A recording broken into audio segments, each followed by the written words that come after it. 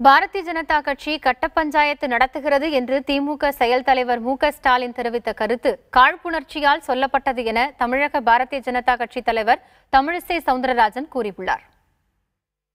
மத்தியில் இருக்கக்கூடிய ஆட்சி ஒரு கட்ட பஞ்சாயத்து நடத்தி கொண்டிருப்பதை போல ஒன்றாக இருந்தவர்களை இரண்டாக பிரிந்திருக்கக்கூடியவர்களை மீண்டும் ஒன்றாக ஆக்கக்கூடிய ஒரு சூழல் வந்திருக்கிறது என்று சொன்னால் இது கட்ட பஞ்சாயத்து இல்லாமல் என்ன சொல்ல முடியும்?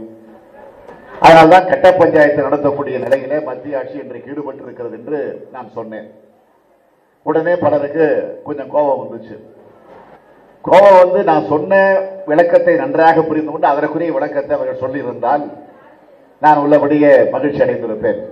மக்களுக்காக சந்திக்கிறார்கள், சந்தித்தவுடன் மக்கள் நலத்திட்டங்கள் கிடைக்கிறது. இது சகோதரர் ஸ்டாலினுக்கு காழ்ப்புணர்ச்சியாக இருக்கிறது. ஏன்னா மக்கள் நலத்திட்டங்கள் எதுவும் வரக்கூடாது, மத்திய அரசின் மீதும் குறை சொல்லிக் கொண்டே இருக்க வேண்டும், மாநில அரசின் மீதும் குறை சொல்லிக் கொண்டே இருக்க வேண்டும், அதில் அவர்கள் குளிர்காய வேண்டும்.